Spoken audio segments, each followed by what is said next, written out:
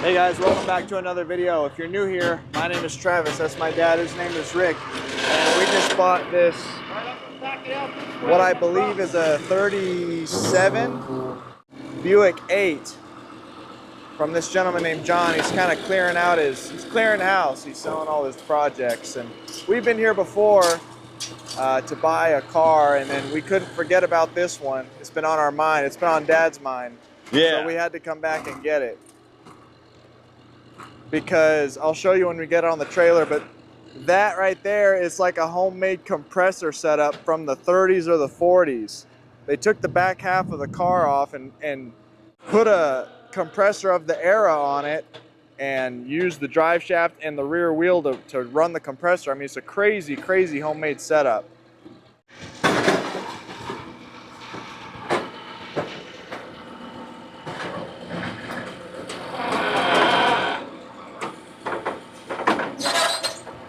Look at the back of that tractor moving. 3, 6, 9. His fork's going to be right here. So if he tilts it, Let's try it. I mean, that's what I mean. He's going to have to tilt it and just let it come down. I don't want him to mess up my fender.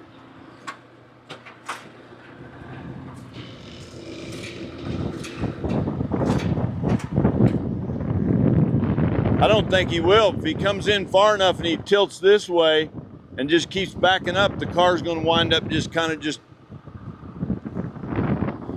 Okay. See, that bumper is going to hit this. That bumper is going to hit this. It may be high enough to not to, but yeah. We don't want to take that chance. Let's drop it in. What we'll do, we'll get some wheels.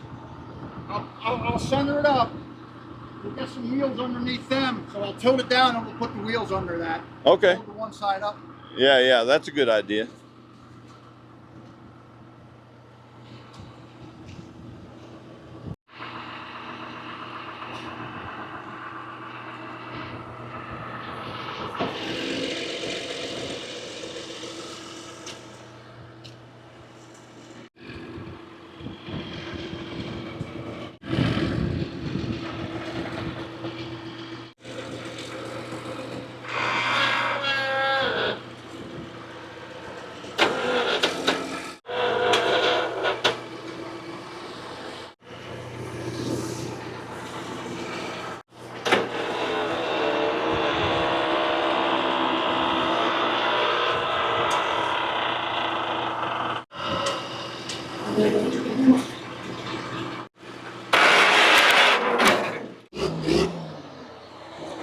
Cool beans. So we got it loaded and strapped, and the most that John knows about it, and he thinks it was used in a mine. Now, I don't have history confirming that. Had to tilt it pretty far, so it already got some oil come right out the front there. Look at this. This isn't even a compressor tank. This is boilerplate. Look at that. Look how thick that is. That is crazy. So that would have been the tank that held your air. This is the compressor that made your air. And then this is probably where you would have hooked your hose on for whatever accessory you're using, a cutter or a That one used to be a air Taurus gun or anything. This is your shut off. I think a Honda in there. From the looks of it, this one had 2 cylinders there and there, 2 possible air intakes. Might have had some air cleaners right here. Look at how they mounted it to the frame though. Had this pipe they welded, some angle iron. That's some serious homemade stuff right there. That is history. That is some crazy history. Wow, look, pipe welded here, here. That's nuts. How cool is that? Never seen anything like this. So this had the Buick straight 8. I'm not 100% sure what cubic inch they were in these years, but it's been sitting open for decades with no hood and an open carburetor. So I don't know what the odds are getting this thing running again, but we're going to give it our best shot. I'd love to get this thing running again and see if we can get a belt on that compressor just for fun. And why would you cut this? Plate says 59.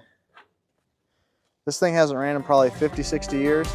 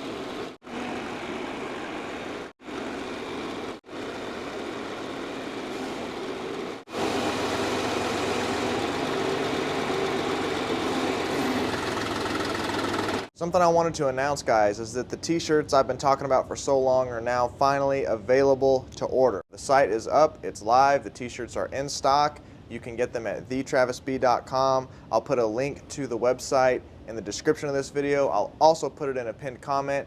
There's 3 t-shirts to choose from. There's the one I'm wearing, the black TB with the Cummins dependable diesel on the back. There's a red cap mechanic uniform shirt with the TB logo on the front, and then the Theetravisb logo on the back with pinstriping. That is a red cap actual mechanic uniform shirt. It's a really good brand of shirt. All kinds of blue collar lines of work use red cap brand. I wanted something like that because They're durable. they're durable. Dad wears them. I've started wearing them. It's a great shirt. And then the third design is a gray TB logo with the 1946 International on the back. It's such a staple of the channel. When we worked on this truck a few years back, that truck kind of put us on the map, so to speak. A lot of people still remember us for that truck. I think that truck took us from like 10,000 to 40 or 50,000 subscribers. This one truck, this series we did on that, helped us out tremendously, and we still have the truck. It's a cool truck, and you got the desert in the background, the cactuses, you know, I mean, very Arizona, very desert. I did already put the word out on my Instagram, and I made a static post about it on my YouTube page, and we already have some orders, so I thank you for your guys' initial orders. Got some right here to ship out, got them bagged and tagged and ready to go, and the Cummins dependable diesel is actually the most sold already. I'm surprised by that. I thought it would be the red cap shirts. The shirts are actually bagged and tagged by your mother. Yep. It's a family affair. It's a family affair. We got a family business rocking and rolling because my mom wanted to help out, and so I bought her all the equipment, you know, the little label printer and the bags, and so my mom is fulfilling the orders. So if you don't see the shirt at your house 12 hours after you place the order, just remember, picture my mom putting these in bags and putting tags on them. Okay, so It's late. I mean, she's sweating, labor intensive. yeah, I got a sweatshop going on over there where my mom is heading it. So a gentleman named Amador in Hialeah, Florida, placed the very first order for a Cummins dependable diesel tee. So we have to do something special for Amador. I think I know exactly what to do. This is the heater box off of the Rio. The original one.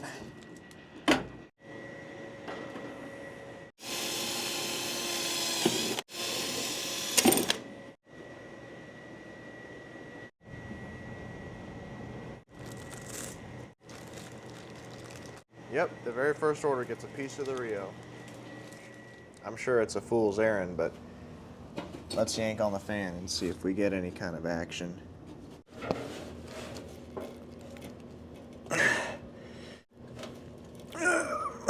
Nope.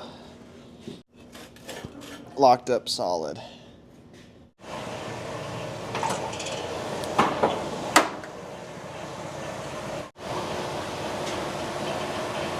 A little visitor. Put her little eggs in her nest. You know, these birds have used this nest for, I think, 2 springs, summers in a row now. Must be a good spot.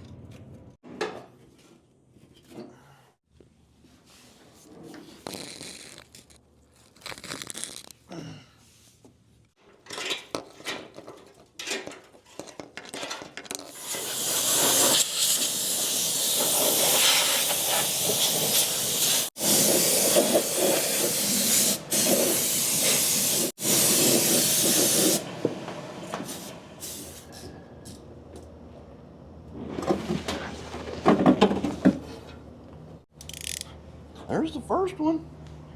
What's it look like? Well, not Well. well, not too bad. We have a chance. We got a chance. I don't know. Well, you know, I will say this. I pulled the dipstick on it, and there's no water in it. I don't know how that could be.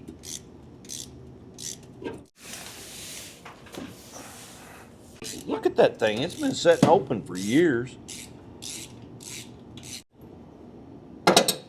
Motor sure was burning clean.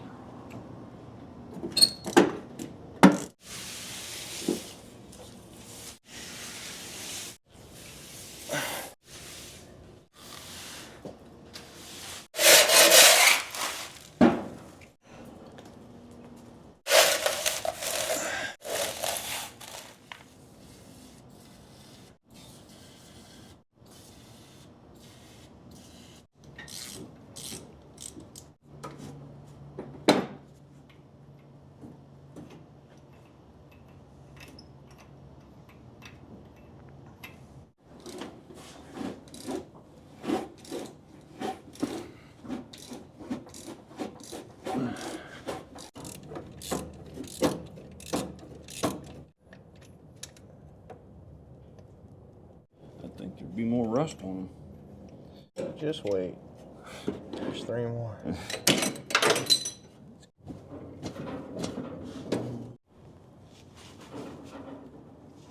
That's the one. After we pulled the spark plugs out, I wanted to get a look inside the cylinders, and I was amazed to see that number 1 cylinder was not as rusted as I thought. Cylinder number 2 looked like it would have got rusty if the piston was further down. Luckily, it was not. Cylinder number 3, however, the one that had the spark plug that wouldn't come out, this one is, I'm sure. And you can see right there, the valve is open. Let all that moisture in. That's why our motor's locked up. Moving on to cylinder number 4, it actually does not look as bad as I thought. A little bit of rust on the cylinders, but not terrible. Cylinder number 5, walls look great. Some rust on the top of the piston. Not terrible. Number 6 again looks about the same as the other ones. Cylinder number 7 looks like it has something on top of the piston. It doesn't look flat like the others. I'm not sure what that is. Cylinder number 8 again does not look that bad. I could have swore they'd all looked like cylinder number 3 sitting that long. Dad's jacking it up, and I'm going to take the valve cover off just so we can get a look at the rocker arms and everything. If I was to bet money, I would have bet money that all of them would have looked like cylinder 3. The rest of them, I've seen worse. Before we start dousing that cylinder down, would it be wise to fill that cylinder up with that? Oh, the evapor rust? The evapor rust. Because once we pour oil in it, that's not a bad idea. That's not a bad idea.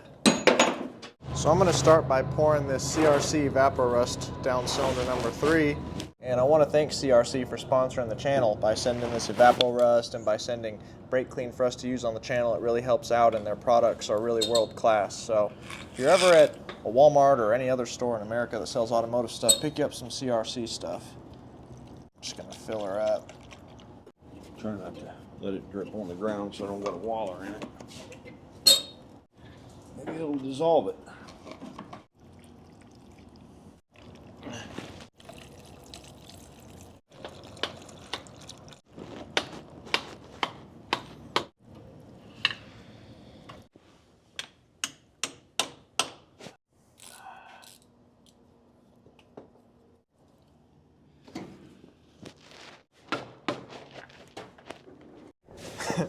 While Dad's under there trying to get the cover off of the transmission, well, the flywheel, I'm going to see if I can get this fuel line out of the way so that I can get the valve cover off.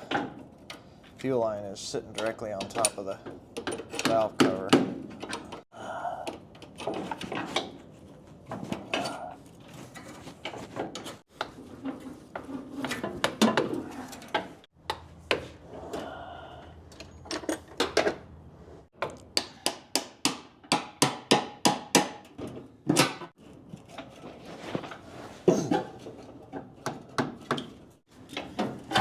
How bad does it look? I don't know yet. Good Lord.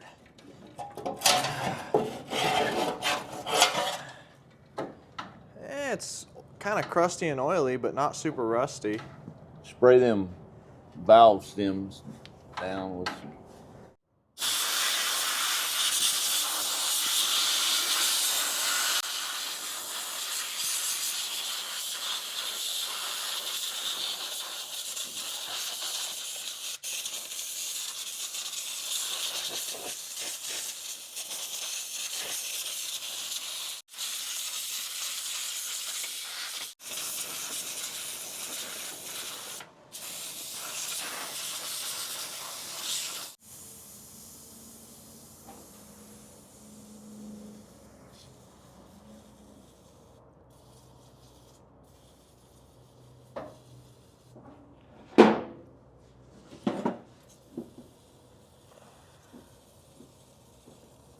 Get her used to being oily again, huh?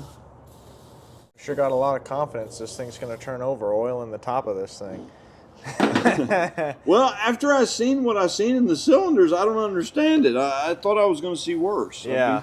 I did. I don't understand. The carburetor's been sitting here open. You know what really made me think I was going to see worse under there was, one, it's been sitting open for literally 50 or 60 years. But we did an episode maybe a year or so ago on our friend's 57 Pontiac, our friend Danny. He brought it down from Iowa, and you should go look at that Will It Run video. It was really good. That one really gave me a run for my money. But the reason I say that is he took care of that thing. He grew up in Iowa where the car was, but he left the car there, and he made sure before he left that the hood was down, that the car was protected, the car was in a building. And he moved out to Arizona, and he didn't bring it out here till like 40 years later. And he was a kid when he left. And when he went back to Iowa to visit, he pulled the plugs and put Marvel down the cylinders to make sure the engine would stay good until he could get it down here. It was always in the back of his mind. This car was never in the back of anyone's mind. And this was in the back of a yard. Yeah. And when he finally got the car down here, you know, after making sure it was safe for all those years, that frickin' thing, almost all the cylinders looked like you took a handful of rust, like, you know, those chunky flakes of rust, and just threw it down the cylinders and put the head on. That's what those cylinders looked like. It was unbelievable. The fact that the cylinders on this thing look better than that, it really amazes me. I can't believe it. Even the choke top's rusted. I mean, it's just been sitting here open. Look at all the linkages. That carburetor won't turn, will it? No, maybe the butterflies got rust enough around them that it just held water until it. I don't know. I just cannot imagine. It should have been worse. Yeah. Sort of. That one's. Well, that's. It's trying. That one's working. Yeah. That one's trying. That one's trying. Well, she's moving.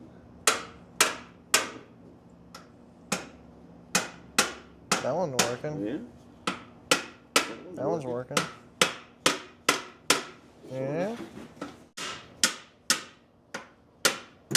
Yeah.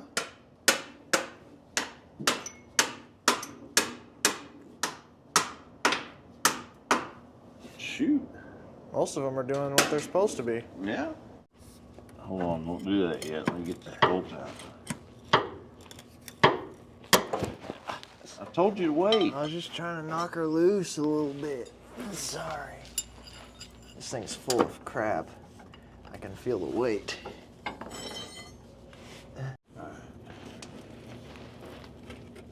Be careful in case something runs out. It's full of rat nests and acorns and all kinds of other. Go pour this out in the trash can.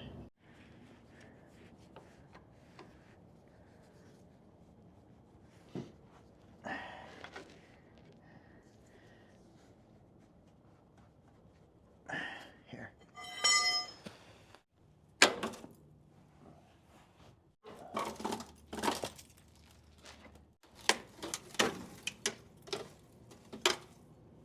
Is it full? Yeah, it's just full. Oh, that's tight.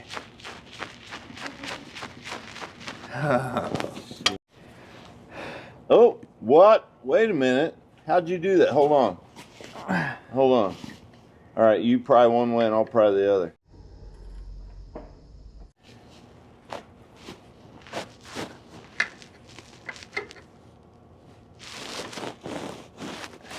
I can't believe I'm even seeing this. Oh, here we go. I can't even believe I'm seeing this. A little bit. Oh.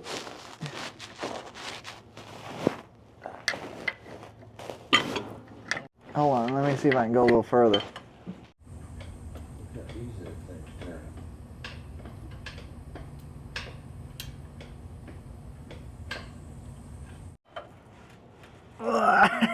A little bit.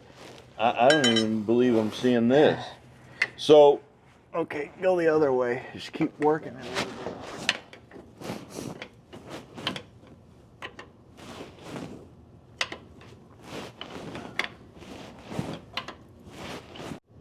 I don't know how quick that evapor rust works. I don't either. I'm doing it with one hand.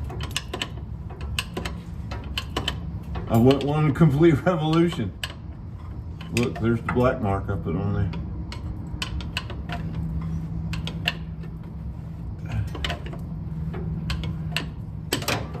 Look at that. Oh yeah. Easy, not bad. Now Jennings, at Jennings Motorsports, with some vehicles this old that are a lot worse than ours because he lives in the Rust Belt, he'll use muriatic acid. Muriatic acid is like a step further than a last ditch effort because muriatic acid is really serious stuff and you have to be careful with using it because if the pistons are aluminum, they were even using aluminum pistons in the 50s, weren't they? I don't know. Well, yeah, in the 50s, yeah. So you have to be careful. You have to only use it on really old stuff before they were using aluminum pistons because muriatic acid will eat aluminum. So ask me how I know. Yeah, Dad's tried it on a carburetor. and it smoked. It got so hot that the aluminum got so hot that I had to lift it out of there with a pair of pliers and run it under a garden hose. Yeah. That's how hot it got. So you got to be super careful about using muriatic acid, and I wouldn't recommend it. But on something this old though, pre-aluminum piston where everything is cast, head is cast, block is cast, pistons are I don't know what they are, steel cast. Yeah. You could safely use muriatic acid on something like this probably.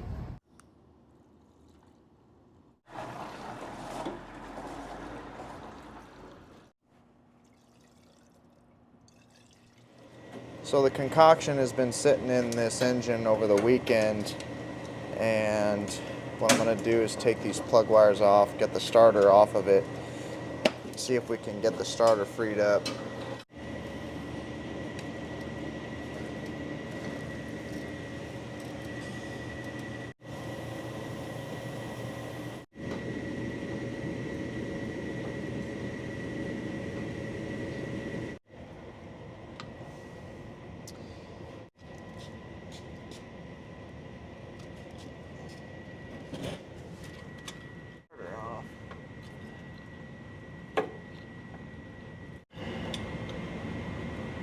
There it is.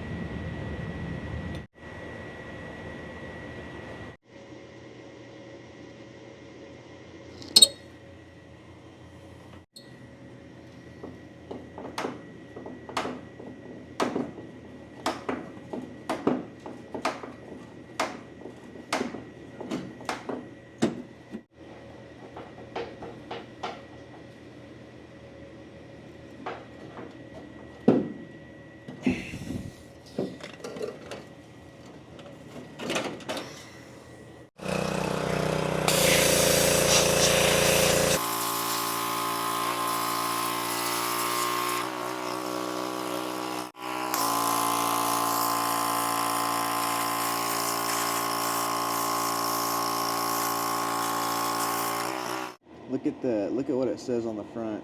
Aero type. It's kind of cool. Stromberg. Oh, it's a Stromberg. Huh. Stromberg. Old Stromberg carburetor. I don't know if those were any good or what, but, you know. Stromberg? Yeah, maybe Stromberg's been around for years. This had the typical Buick signature of putting the accelerator pedal down and it's starting off the accelerator. That's what that is? Yeah. Some people may know this, some people may not, but I did know Buicks in the 50s were like this, but I didn't know they had it this early. Buicks were different in that you didn't start it with the key, like crank. You put the key in the on position and you put the gas pedal all the way to the floor, and that's what makes it crank. Kind of a cool feature of Buicks.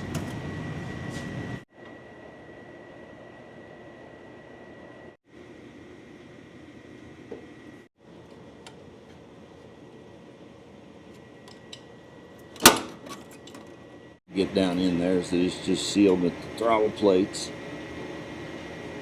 Even though it rained down the carburetor, it just sat there and then evaporated.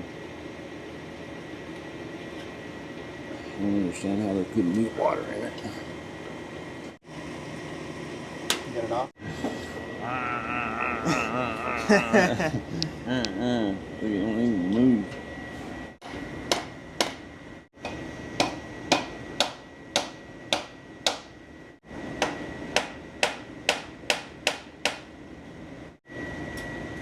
Wiggling. Oh, it is? Yeah, it's starting to move a little.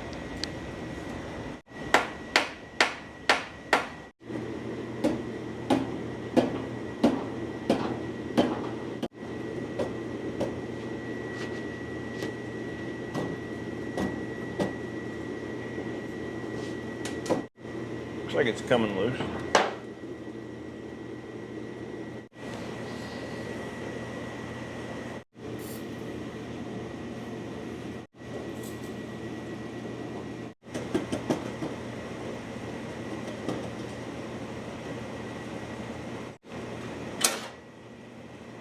Dad's working on taking the carburetor apart. I'm working on seeing if I can get this starter loose.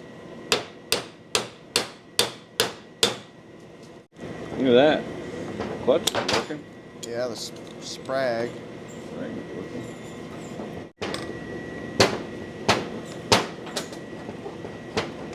See, I'm getting the armature to move in there.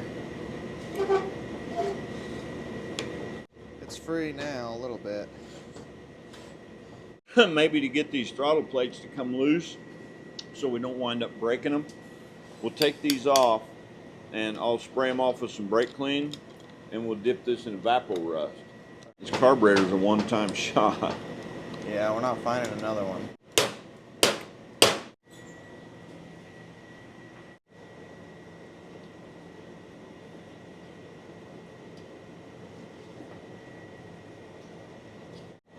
Where does them two little items go?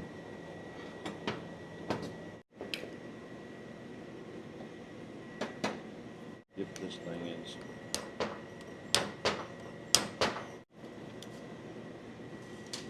Oh, see, the solenoid's not froze, it's the armature.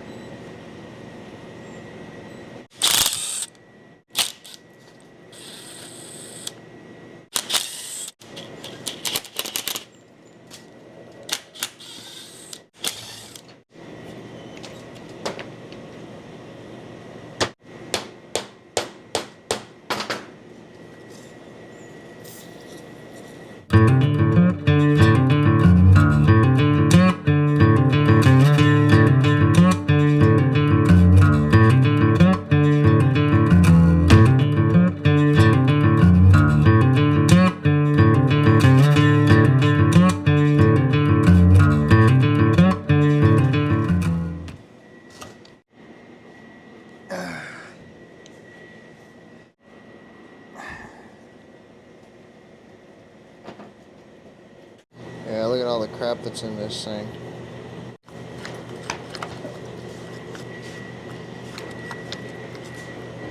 So after fighting with this starter for a few hours, finally got it apart. It was really, really bad, really rusted together. It was tough. but I finally did get it apart. Dad got the carburetor all apart. We got a few parts soaking in evapor rust. That evapor rust knocked these throttle plates loose. They were stuck. So far, pretty happy with evapor rust. It's making the stuff look good too. Look at that. So, can't get a kit for this. It's a weird AA type, Stromberg, Aero type carburetor. So I had to order a kit off of eBay. That's the only person that had it. We're going to have to wait for the kit. That's all right. But what we can do is keep working on this starter, cleaning the shaft up. Because the issue was when you would operate it, the gear, the Bendix, wouldn't come all the way out. It was stuck. It's frozen. These are the brushes. Clean those up a little bit so it contacts well, so it'll rotate nice and strong, and we can reuse the starter.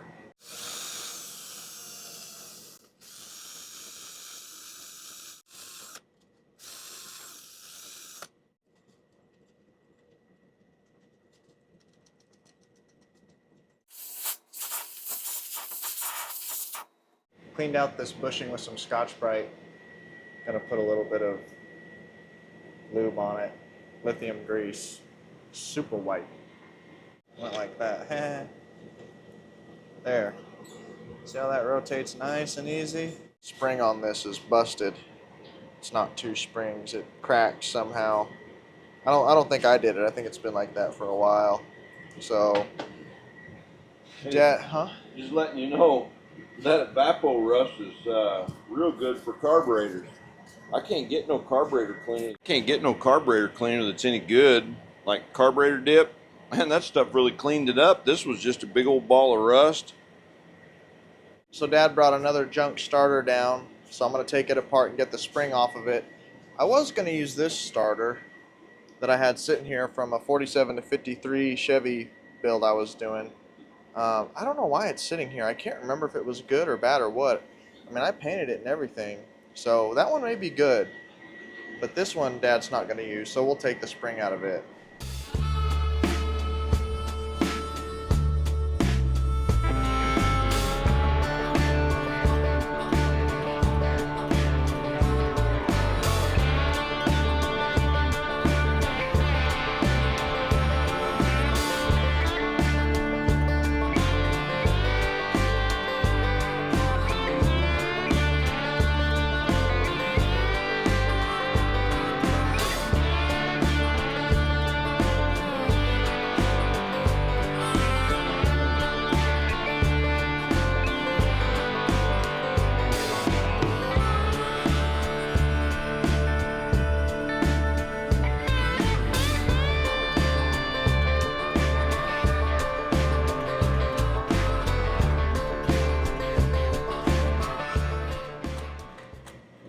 This is only supposed to move one way. They call these, it's a form of sprag clutch, right? Yeah. Sprag clutch. The whole idea is it won't rotate this way so that it can move the engine. But typically, for a split second, you always have the starter engaged, even when the motor starts to fire and turn faster than the starter. They don't want it locked so that when the motor starts, it starts to spin the starter. That'll hurt it. So it won't rotate one way to help the engine, but it'll free flow the other way so that if the engine does start to spin faster than the starter, it doesn't hurt anything. These sprag clutches in transmissions too, automatics, where it'll only allow the drum to turn one way, or clutches or whatever, and it won't allow it to turn a different way.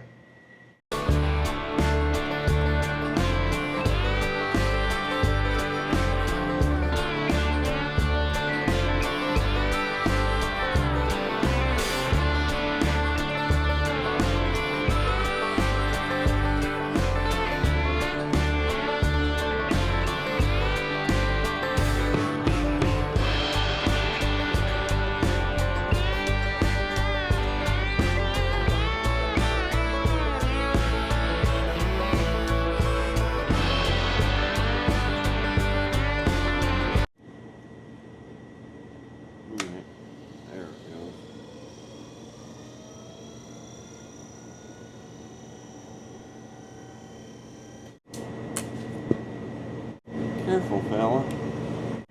Sure didn't sound like it was hitting hard. Is that battery? The battery ain't dead, is it? Oh, you know what the problem is? That solenoid's, that's a 6-volt solenoid.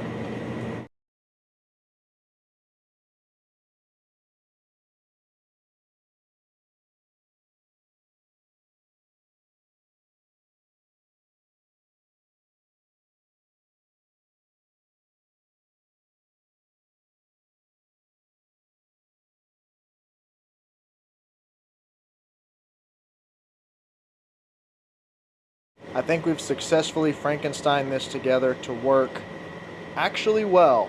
So this is obviously the solenoid off that other starter. The holes on this side and this side match up, but this way they didn't. And if you put it here, the solenoid was way too far forward. It couldn't pull it back enough. Now if you put this back hole here, it shot it further back, but not enough to pull the gear all the way to the end. It's got to go all the way. So I drilled 2 holes here and here so that it could go back just a little bit further. So now when this goes all the way at full travel, the gear goes all the way out. And we got rid of this relay. I should say it's a relay, right? That on that Buick. It's a solenoid with a relay. Yeah. For the foot. Right. The solenoid with the relay. So we got rid of the relay portion of that solenoid because really we're just going to put a universal key in it that crank from the key instead of the pedal. It's simpler that way. See how it pulls it all the way out? Getting this starter situated was harder than getting that engine unlocked. Yeah, let's hope that translates into turning that motor over. Yeah.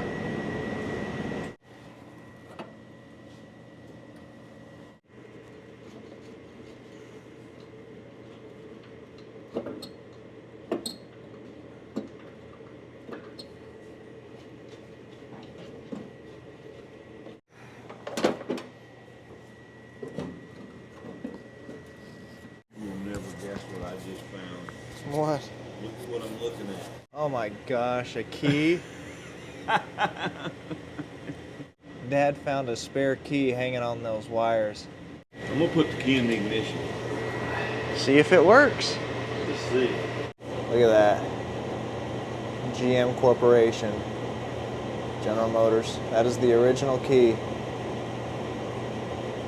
Starter's on. I have a negative and a positive hooked up to the frame and to the starter. I got my jumper lead here, so we're gonna tap this and see if it cranks. Watch yourself.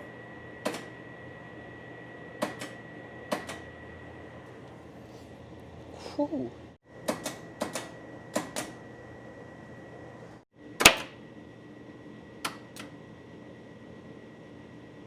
Again. Maybe we need to pull the drain plug. We found a pinhole in the oil pan. We didn't think there was any water in it, but that sure. It's like water.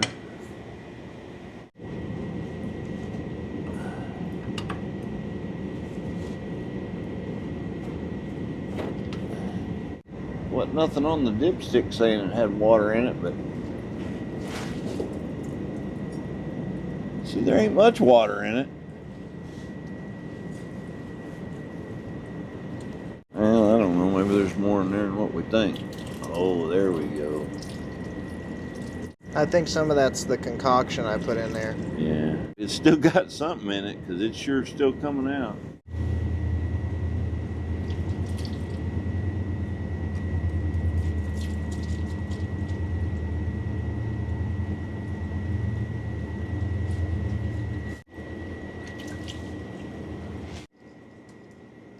We've been sitting here for a little while just trying to pick that stuff out of there.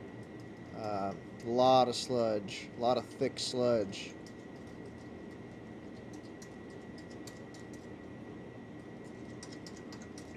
Now, see, as easy as that's turning over that starter, I'll turn that. It ain't that turning that hard.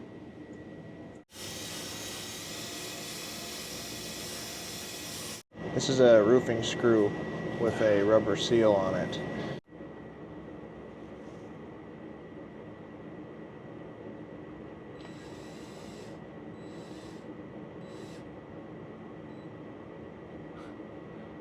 Like I better go real tight. We might not have a lot of material there. Yeah. Well, looky there. It ought to hold. I hope so. Go ahead. Oh, watch out now.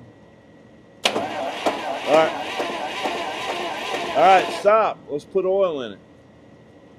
The reason why it cranked that time is we've had bad connections just all the way through.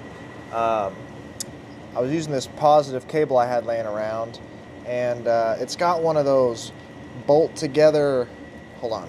It's got one of these hokey bolt together positive terminals, and I could tell it was just rusted really bad.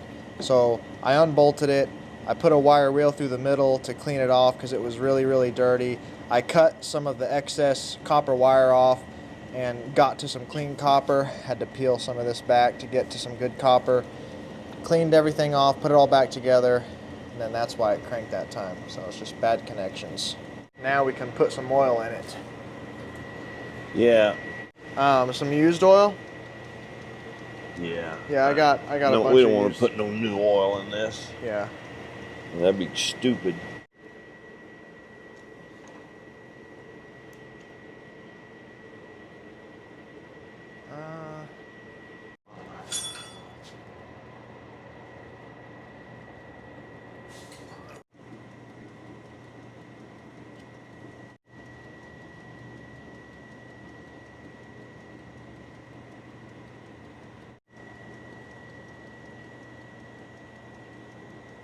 Dad's gonna put his finger over the hole, see if there's any compression at all.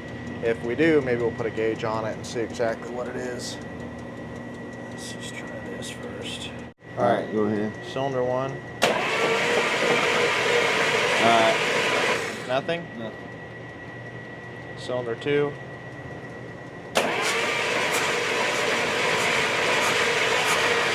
A little bit, yeah. Picking up some? Yeah. Didn't think we had nothing there before, did we? Okay, Go 3. ahead. Nothing on 3. No. 4. What's coming out the side? Are you on 4? Yeah. Nothing. Nothing on 4. Go ahead. Yeah, 5's good. 5's got it. 6. Are you on 6? Yeah. A little bit, not much. 7. Oh yeah. There you go, that one's got it. 8.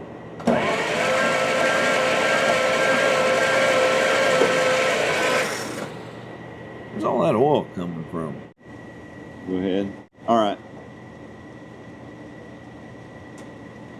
Well, that one's not tight. All right, crank it just a little bit. No, that one's not tight. Nah. You just check those. Check these now. No, I'm not really seeing any tight valves. No. Well, it's them rings. Where's all that oil coming from over there? Can you tell? Over where? On the side of that block.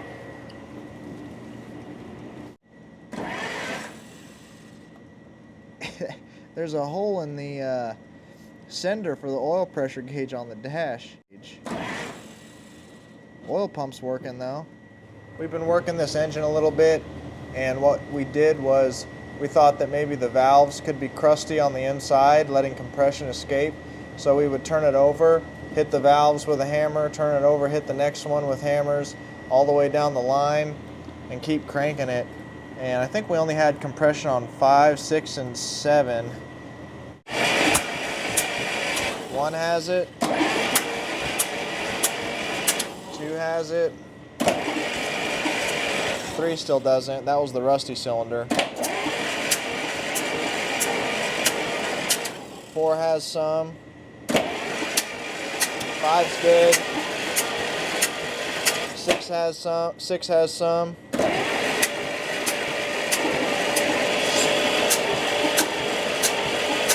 7 and 8 have some. So we're getting decent. I'm sure it's bad if you put a gauge on it, but we're getting compression on everything except 3. So that's a big improvement.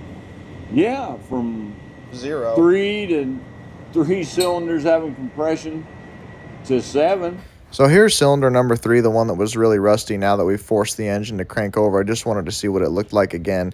You can see the walls still, you can see the walls now. They still don't look really good, but at least you can see them. And the valve is open. You can see how rusty it is. And all of that bumpy surface is going to cause that valve not to really seal right.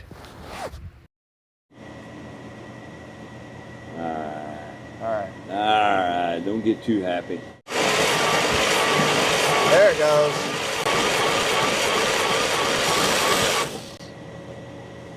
$50. One cylinder pumping dust out. $30, yeah. Worse than the last. It's just going to keep getting worse until all that oil goes out of there. About 40. Nothing? 20. Hold on.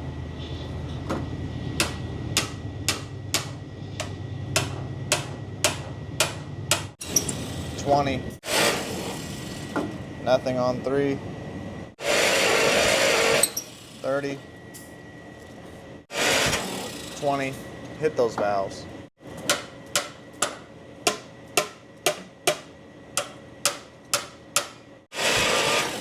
$30. Boy, she's rocking. $25. Almost $30.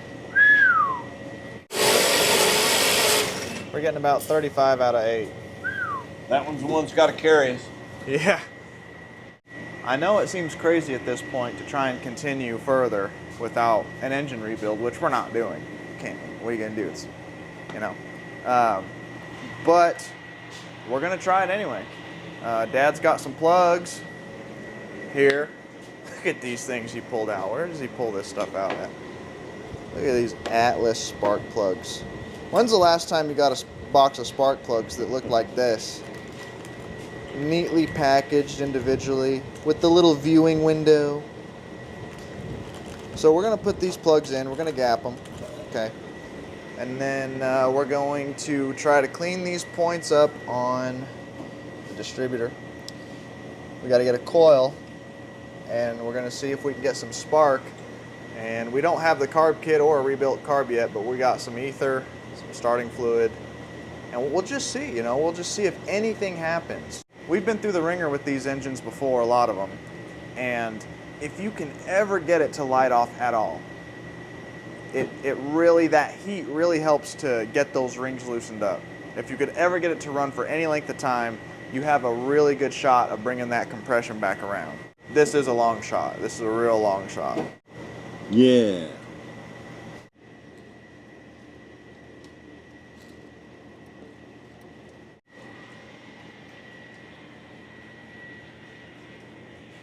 Yep, gotta try it.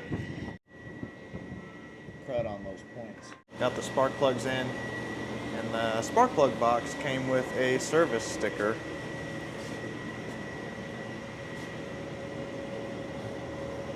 No big deal.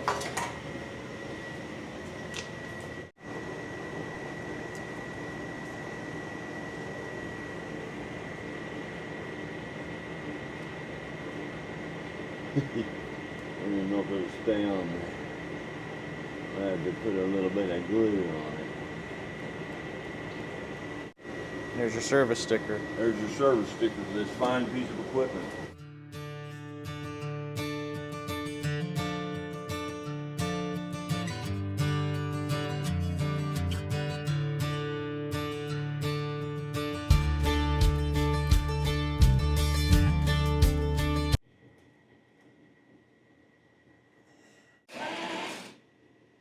There's spark.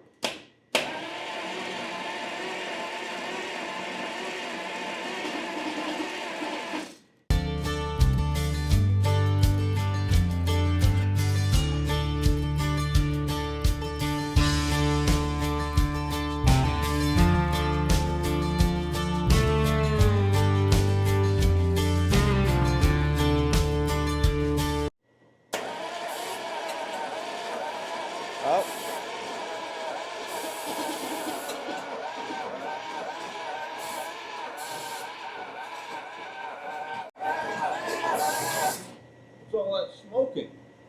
It's a lot of blow by. A lot of blow by. It's coming right out of the friggin' head. It acts like, oh, it's coming out. It's coming out of the head. Oh, like, yeah, it's coming out of the. boom! Yeah, really. I should put the charger on it. Maybe it'll help it spin a little faster.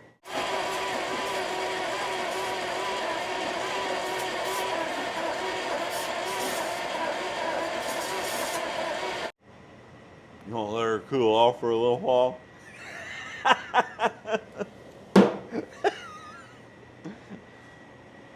I can see it in your eyes. You're wondering. Is it sparking good? Yeah, I mean, it's sparking. I can see it coming out of the cap. I just tried it.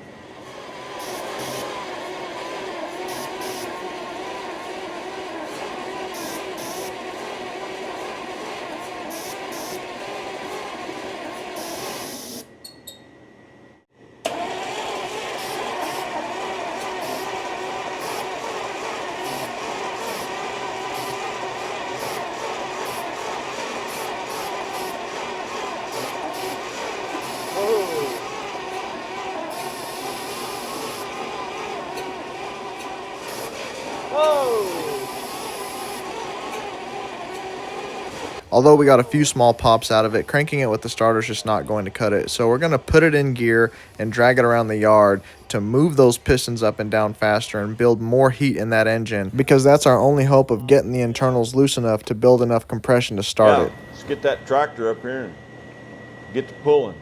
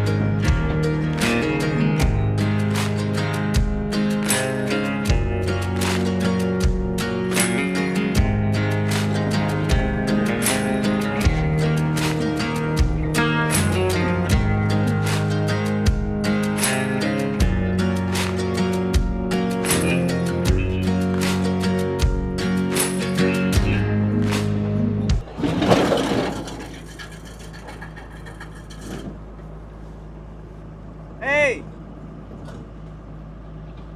We lost a tire. Oh. Hey, we lost a tire. We lost a tire. Well, that ain't good. Yeah, it's back there. I was trying to get your attention. All right, we got it back on. We're up and running.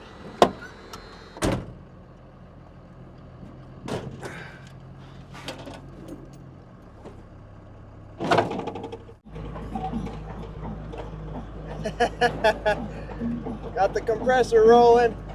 She's making air.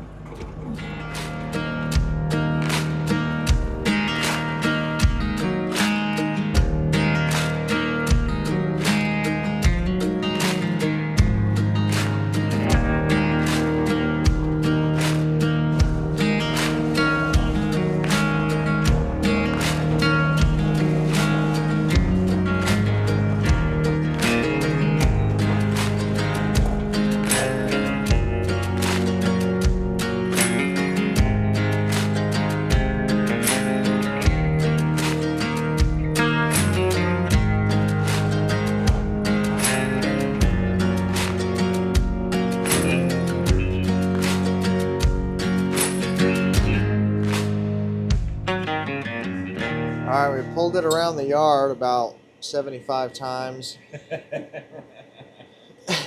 We got up to a good clip, a good speed. We left the plugs in it because hopefully any compression that it did make, the compression creates heat, and if we had the plugs out, any compression it had would escape, you know, making a little less heat. So we kept the plugs in to try and keep that heat in there. There we go. Ooh. Wow, that one there's getting scary. 70. Hey. 60. About 15, 20. About 55. 60. 40. 40. 60. It's absolutely better than what it was. Not real good, but we basically had 0 before. That's definitely an improvement. That helped. You ready? Yeah.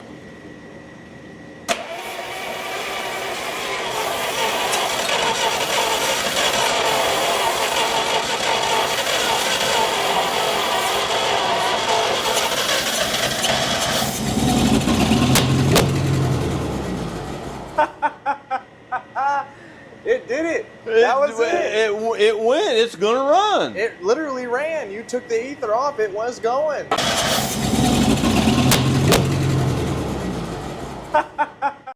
Wow. That's a hard run. It ran. It ran. It ran. That's a run. Carburetor, it's gonna run. Yep. Now we can put that carburetor kit in it with good faith. I'll be darned. Well, I just did. It's gonna be a runner. Unbelievably, we actually got this 39 Buick to fire off momentarily, but it did run. I would consider that a win. Absolutely. I think now we can know in good faith, put the carburetor back together, put it back on, get some kind of fuel system going on, maybe some sort of radiator we can put in the front and actually get it to drive. I think this car is so cool. It's so cool. I think it deserves a part 2, and we're going to do a part 2. But as far as what this car actually is, I was told by John was that it was used in some mine or mining operation. Now, here's why I'm not 100% sure if that might be true. It's all guesswork, but now my thought on this is if a mining operation needed a compressor, why wouldn't they have just bought something that was a compressor? Because Ingersoll Rand, who does make compressors today, was around then, and I've actually seen very early 1920s, 30s Ingersoll Rand compressors that were on wheels. It was like a big cart, and it had an engine, and it made air. And if you were a mine, why wouldn't you just buy one of those? Would they have spent the time to home make something like this? Because this is very cool, but it's not super professionally done. Because if you look, they used angle iron, they used tubing, they used, actually that looks like some sort of rail cart iron. Oh, like a mine car. That looks like a piece of rail, actually. But they could have just had that. Somebody could have just like had that left over from something. Would they have put something together homemade like this, or would they have bought it? My opinion is if you're a company, you would have bought something that was purpose built for that, and then they just blasted this with a torch across the top. Just any way they could have got this done, they got it done. Whatever this is, why did they weld a square with rebar in it? I don't know. I'm not saying that it couldn't have been used in a mining operation. I'm just saying that, would they have done this? We actually found this plate. Let me see if I can find the writing on the plate. So this has like instructions and what kind of oil to use. Instructions. Use gargoyle mobil oil BB. Check this out. From collecting gas and oil memorabilia, this is a real gargoyle sign. Ask here for gargoyle mobil oil. This is not a reproduction. even has the base. Vacuum oil company, gargoyle mobile oil. Actually have a real gargoyle can. Mobile oil CC. That one calls for BB. Transmission, differential, and timing gears. Vacuum oil company. Gargoyle oil was 1920s and some of the 30s. And they were bought out by another company. But there's a section here that says engine, and it talks about how to start the engine, like retard spark, open electric switch, partially closed choke on carburetor.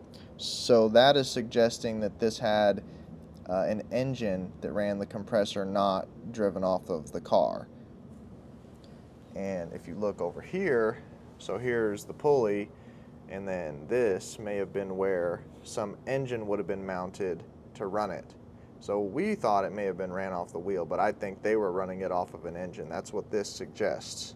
As engine repairs apply to nearest Buddha service station, given in Buddha price list. So Buddha is an engine maker. They used to make engines. I've heard of Buddha before. And just the way that it's so hacked together, it's really cool. But it's like, it's hacked together, you can tell. I just don't feel like a mining company would do that. I mean, a mine company would have just bought the necessary equipment that they needed to do it. Or am I wrong? Did mines back in the day pull tricks like this to get what they needed? I mean, I don't know. I just feel like they would have bought the legitimate equipment that they would have needed, because I'll put up a picture of those old Ingersoll Rand compressors. I mean, they could have pulled them around and used them, and it would have been just as good a mobile power as this thing. Actually, in my search for pictures, I found this, which is an Ingersoll Rand compressor. Look at that compressor tank. It's just like mine with the pointed rivets. And look at the compressor right there to the left. It's not exactly the same, but it's very, very similar to the shape as my compressor. What I think somebody did is cannibalized a unit like this back in the day, took the parts off of it, put it on a four-door Buick, which would have been worth nothing at the time, to make something work instead of buying something. So if it wasn't for a mine, what was it for? Well, it could have been used on some kind of ranch. It could have been used on some kind of farm. It could have been used maybe in somebody's business where they ran the business themselves, and then they made something like this where it didn't need to be some big corporate thing. They just needed it for whatever they were using it for. I don't know. The question remains open. Was it used in a mine is the big question. I'm not convinced. What do you guys think? Let me know. I mean, what's your opinion? What would this have been used for? Who could have used this? It was in Arizona. This thing is a totally unique one-of-one piece of Arizona history, piece of American history. It's so neat. Dad and I always appreciate you guys watching the videos and supporting us with your views, your comments, your likes, your subscriptions. It all means a lot. And if you would like to support the channel in a little more direct way, you can pick yourself up one of our really cool new shirts. So I hope you all enjoy if you decide to pick one up. We'll see you guys soon in the next one.